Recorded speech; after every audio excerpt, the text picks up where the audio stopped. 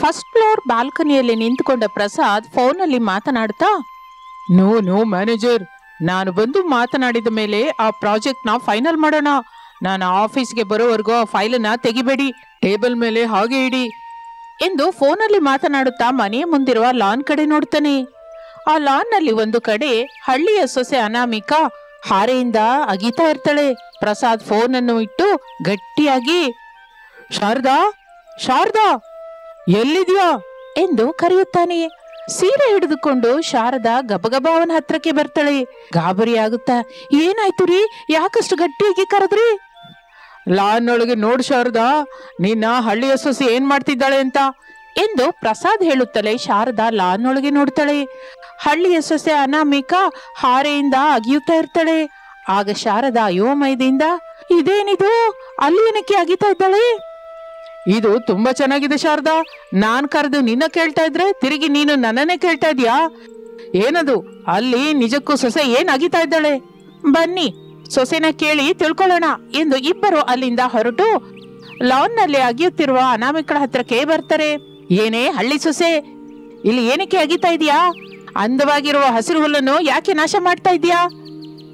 ನೀವೇ ಅಲ್ವಾ ಅತ್ತೆ, ಕರೆಂಟ್ ಬಿಲ್ ಜಾಸ್ತಿ ಆಗ್ತಾ ಇದೆ, ಮಿಕ್ಸಿನ ಉಪಯೋಗಿಸ್ಬೇಡ ಸೊಸೆ, ಮಿಕ್ಸಿ ಇಲ್ಲದೆ ಉಪಯೋಗಿಸುವಂತದ್ದೇನಾದ್ರೂ ಬುದ್ಧಿವಂತಿಕೆಯಿಂದ ಆಲೋಚನೆ ಮಾಡು.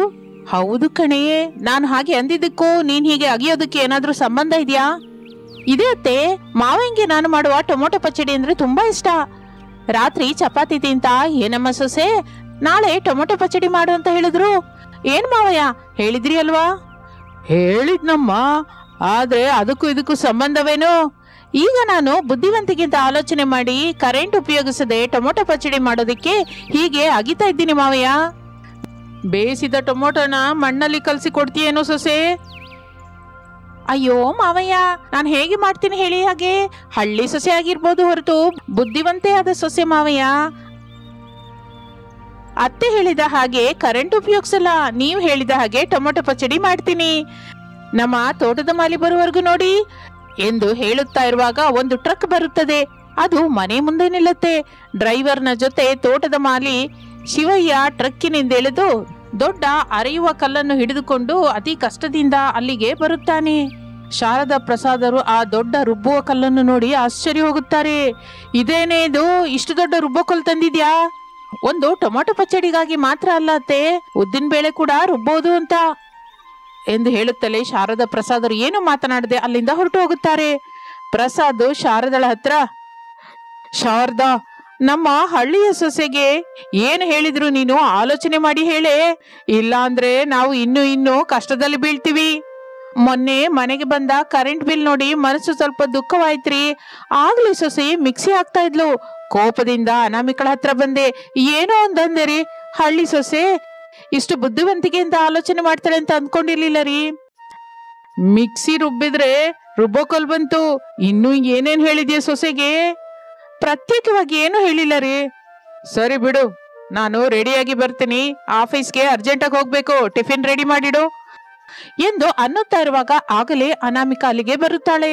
ಅತ್ತೆ, ಕಲ್ಲಿನ ಹತ್ರ ಬನ್ನಿ. ಯಾಕೆ ಸೊಸೆ, ರಿಬ್ಬನ್ ಕಟಿಂಗ್ ಮಾಡ್ಬೇಕಾ? ಇಲ್ಲ ಅತ್ತೆ, ಒಳ್ಳೆ ರುಬ್ಬಕಲ್ಲು ಸಿಕ್ಕಿದ್ರೆ ನಮ್ಮ ಅತ್ತೆ ಕೈಯಿಂದಲೇ ಮೊದಲ ಪಚ್ಚಡಿ ಮಾಡ್ತೀನಿ ಅಂತ ಬೇಡ್ಕೊಂಡಿದ್ದೀನಿ. ಆ ಹರಕೆ ತೀರಿಸ್ಕೋಬೇಕು ಅತ್ತೆ ಎಂದು ಹೇಳುತ್ತಲೇ ಶಾರದಾ ಪ್ರಸಾದರು ಅಯೋಮಯದಿಂದ ನೋಡ್ಕೋತಾರೆ. ಅತ್ತೆ, ನೀವು ರುಬ್ಬಕಲ್ ಹತ್ರ ಬನ್ನಿ, ನಾನು ಟೊಮೊಟೊ ತಗೊಂಡ್ಬರ್ತೀನಿ ಎಂದು ಹೇಳಿ ಅಲ್ಲಿಂದ ಕಿಚನ್ ಒಳಗೆ ಹೋಗುತ್ತಾಳೆ ಅನಾಮಿಕಾ. ಅನಾಮಿಕಾ ಹಾಗೆ ಕಿಚನ್ ಒಳಗೆ ಹೋಗುವುದನ್ನು ನೋಡಿ ಶಾರದಾ, ಏನು ಅಂದ್ರೆ ಹಳ್ಳಿ ಸೊಸೆ ಕೈಗೆ ಸಿಕ್ಕಿದ್ರೆ ನನ್ನನ್ನ ಆಡ್ಕೋತಾಳೆ, ನಾನು ಬಚ್ಚಿಕೋತೀನಿ ಎಂದು ಹೇಳಿ ಶಾರದಾ ತನ್ನ ಬೆಡ್ರೂಮ್ ಒಳಗೆ ಹೋಗಿ ಬಾಗಿಲು ಹಾಕುತ್ತಾಳೆ. 2 ದಿನ ಕಳೆಯುತ್ತದೆ. ಬೆಡ್ರೂಮ್ ಒಳಗೆ ಅಲ್ಲಲ್ಲಿ ಸುಟ್ಟು ಹೋದ ತನ್ನ ಸೀರೆಯನ್ನು ನೋಡುತ್ತಾಳೆ ಶಾರದಾ. ಸೊಸೆ ಅನಾಮಿಕಳ ಮೇಲೆ ಕೋಪ ಬರುತ್ತೆ. ಗಟ್ಟಿಯಾಗಿ ಕೋಪದಿಂದ ಅನಾಮಿಕಾ ಅನಾಮಿಕಾ ಎಂದು ಕೋಪದಿಂದ ಕರೆಯುತ್ತಾಳೆ ಶಾರದಾ. ಅನಾಮಿಕಾ ಮಾತನ್ನು ಕೇಳಿದ ತಕ್ಷಣ ಓಡೋಡಿ ಅತ್ತೆ ಶಾರದಳ ಹತ್ರಕ್ಕೆ ಬರ್ತಾಳೆ. ಏನತ್ತೆ, ಏನಾಯ್ತು, ಯಾಕೆ ಅಷ್ಟೆಲ್ಲ ಅರ್ಚಿದ್ರಿ ಎಂದು ಅನಾಮಿಕಾ ಅನ್ನುತ್ತಲೇ, ಅತ್ತೆ ಶಾರದಾ, ಏನೇ ಇದು, ಕರೆಂಟ್ ಬಿಲ್ ಹೆಚ್ಚಾಗಿ ಬರುತ್ತೆ ಅಂತ ಎಷ್ಟು ಹೇಳಿದ್ರು ಕೇಳದೆ ಐರನ್ ಬಾಕ್ಸ್ ಉಪಯೋಗಿಸಿ ಹೀಗೆ ನನ್ ಸೀರೆನೆಲ್ಲ ಸುಡ್ತಾ ಇದ್ಯಾ? ನಿಜಕ್ಕೂ ನಿನ್ ತಲೆ ಕೆಲಸ ಮಾಡ್ತಾ ಇದ್ಯಾ? ಕೆಲಸ ಮಾಡ್ತಾ ಇರೋದ್ರಿಂದನೇ ಅತ್ತೆ ಹೀಗೆ ನಿಮ್ಮ ಸೀರೆನ ಐರನ್ ಬಾಕ್ಸ್ ಇಂದ ಸುಟ್ಟಿಲ್ಲ ಎಂದು ಹೇಳುತ್ತಲೇ ಶಾರದಾ ಅಯೋಮಯದಿಂದ ಸೊಸೆ ಕಡೆ ನೋಡ್ತಾ, ಐರನ್ ಬಾಕ್ಸ್ ಇಂದ ಸುಟ್ಟಿಲ್ವಾ? ಮತ್ತೆ ಯಾವ್ದ್ರಿಂದ ಸುಟ್ಟಿಯೇ? ಬನ್ನಿ ತೋರಿಸ್ತೀನಿ ಎಂದು ಅನಾಮಿಕಾ ಶಾರದಳನ್ನು ಕರೆದುಕೊಂಡು ಹಾಲ್ಗೆ ಬರುತ್ತಾಳೆ. ಹಾಲ್ನಲ್ಲಿ ಒಂದು ಕಡೆ ಟೇಬಲ್ ಹಾಕಿ ಕುಕ್ಕರ್ನಿಂದ ಗಂಡ ರಮೇಶನ ಶರ್ಟ್ ಅನ್ನು ಐರನ್ ಮಾಡ್ತಾ ಇರ್ತಾಳೆ. ಅದನ್ನು ನೋಡಿದ ಶಾರದಳ ಕಣ್ಣು ಗರಗರನೆ ತಿರುಗುತ್ತೆ. ಕರೆಂಟ್ ಬಿಲ್ ಹೆಚ್ಚಾಗಿ ಬರುತ್ತೆ ಅಂತ ಹೇಳಿದ್ರಲ್ಲ ಅತ್ತೆ, ಅದಕ್ಕೆ ಕುಕ್ಕರ್ನ ಬಿಸಿ ಮಾಡಿ ಅದರಿಂದ ಐರನ್ ಮಾಡೋದನ್ನ ಪ್ರಾಕ್ಟೀಸ್ ಮಾಡಿದೀನಿ. ಹಾಗೆ ಮಾಡ್ತಾ ಇರುವಾಗ ನಿಮ್ ಸೀರೆ ಎಲ್ಲ ಸುಟ್ಟೋಯ್ತು. ಕಡೆಗೆ ನನಗೆ ಕುಕ್ಕರ್ ಜೊತೆ ಐರನ್ ಮಾಡೋದಕ್ಕೆ ಬಂದ್ಬಿಡ್ತು. ಅದಕ್ಕೆ ಈಗ ಭಾವನ ಶರ್ಟ್ ನ ಐರನ್ ಮಾಡ್ತಾ ಇದ್ದೀನಿ ಎಂದು ಅನಾಮಿಕಾ ಹೇಳುತ್ತಾ ಇದ್ದಾರೆ. ಬನೀನ್ ಮೇಲಿರುವ ರಮೇಶ್ ಅನಾಮಿಕಳ ಹತ್ರಕ್ಕೆ ಬರ್ತಾನೆ. ಅನಾಮಿಕಾ, ನನ್ ಶರ್ಟ್ ಐರನ್ ಮಾಡಿದ್ಯಾ? ಆಫೀಸ್ಗೆ ಟೈಮ್ ಆಗ್ತಾ ಇದೆ.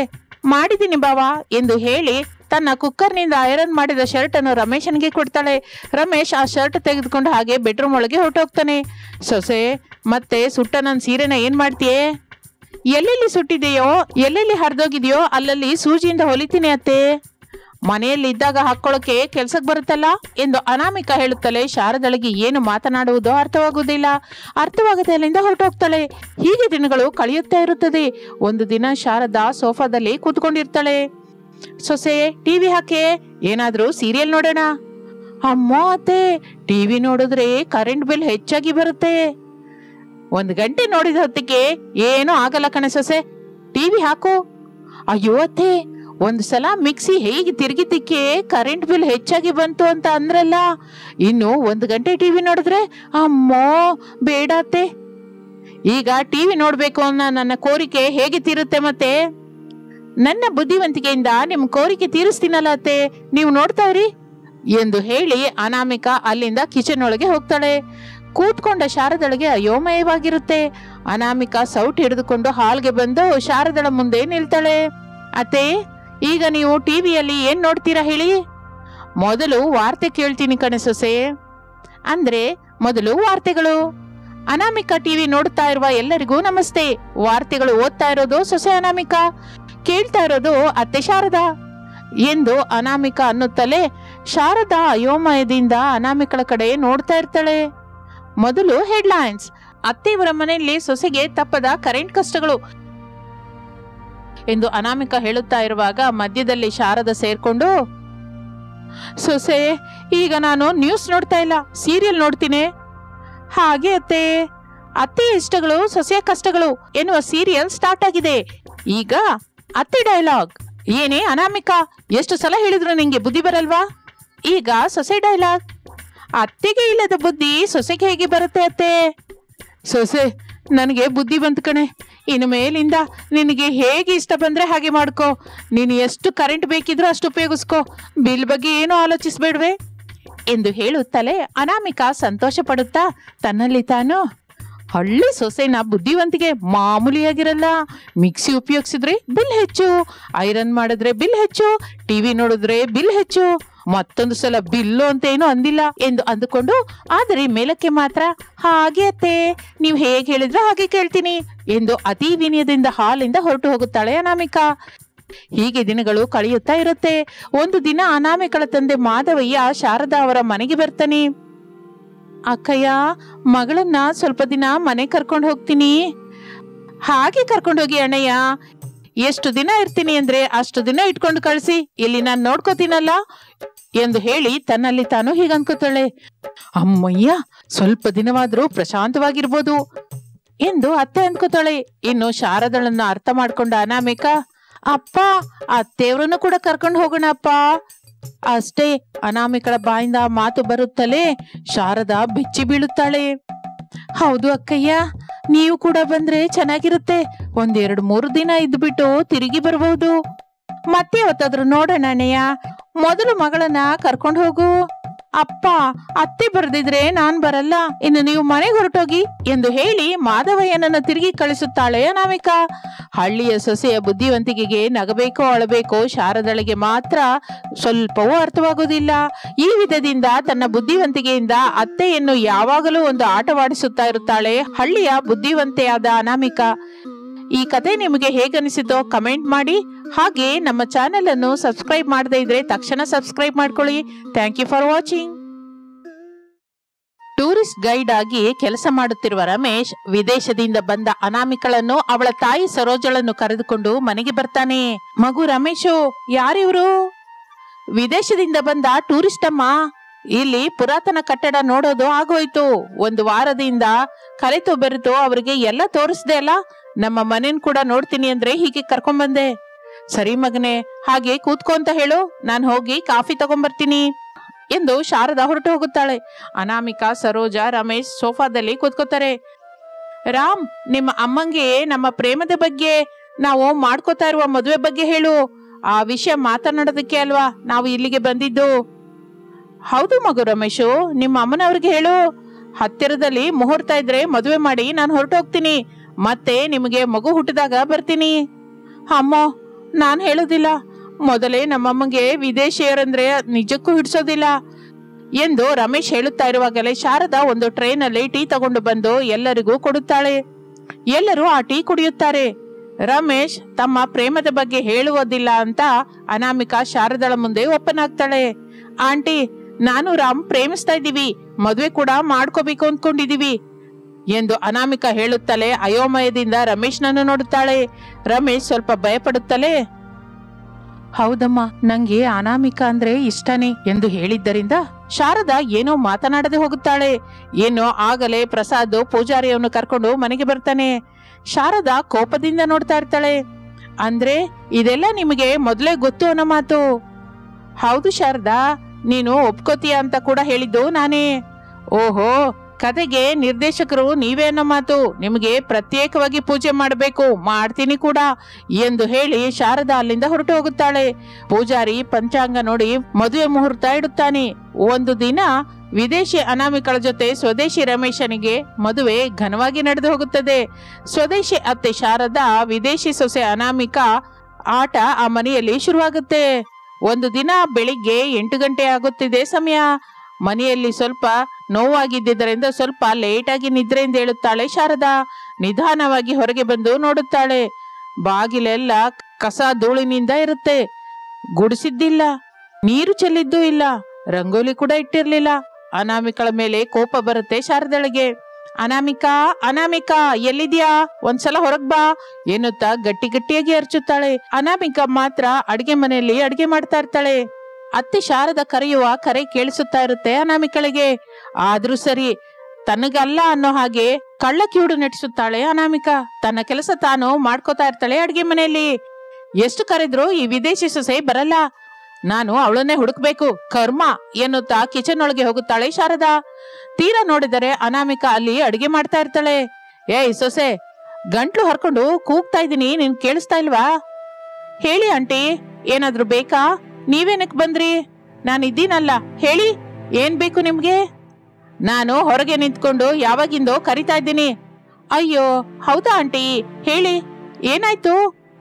ಹೊರಗೆ ಇದುವರೆಗೂ ತೊಳಿಲಿಲ್ಲ, ರಂಗೋಲಿ ಹಾಕಿಲ್ಲ. ನೋಡಿದವರು ಏನಂದ್ಕೋತಾರೆ ಹೇಳು? ಹೊಸ ಸೊಸೆಗೆ ಸೋಂಬೇರಿತನ ಅಂತ ಅನ್ಕೊಳಲ್ವಾ? ಅವ್ರು ಅಂದ್ಕೋತಾರೆ ಅಂತ ನೀವು ನನ್ನನ್ನ ಸೋಂಬೇರಿ ಅಂತ ಬೈತಾ ಇದ್ದೀರಾ? ಇಲ್ಲ ಅಂದ್ರೆ ನಿಜವಾಗಿ ಅವ್ರು ಅಂದ್ಕೋತಾರೆ ಅಂತ ಹೇಳ್ತಾ ಇದ್ದೀರಾ? ಅದೇನು ಹಾಗೆ ಮಾತಾಡ್ತಾ ಇದೀಯಾ? ನಾನು ಅನ್ಬೇಕು ಅಂದ್ರೆ ನಿನ್ ಮುಖದ ಮೇಲೆ ಅಲ್ಲ, ನಿಮ್ಮ ಅಮ್ಮನ ಮುಖ ಹಿಡ್ಕೊಂಡು ಕೂಡ ಅಂತೀನಿ. ಅವ್ರ ಮೇಲೆ ಇವ್ರ ಮೇಲೆ ಹೇಳುವ ಅಗತ್ಯ ನನಗಿಲ್ಲ.